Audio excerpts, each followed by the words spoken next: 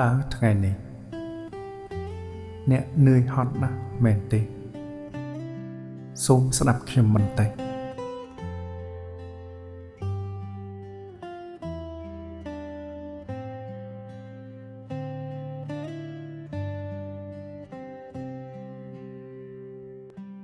បើអ្នកមានអារម្មណ៍ថានៅឯកោ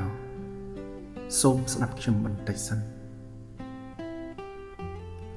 មានមនុស្សជាច្រើនកំពុងមានអារម្មណ៍ដូចជាអ្នកអញ្ចឹងដែរ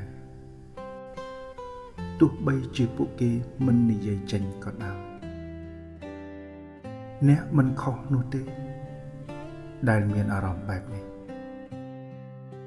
វាគ្រាន់តែជាផ្នែកមួយនៃការរស់នៅតែប៉ុណ្ណោះ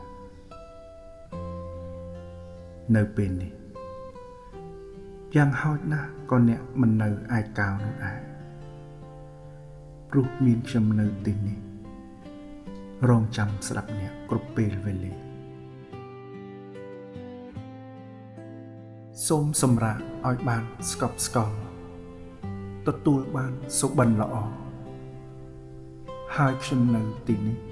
ដើម្បីអ្នក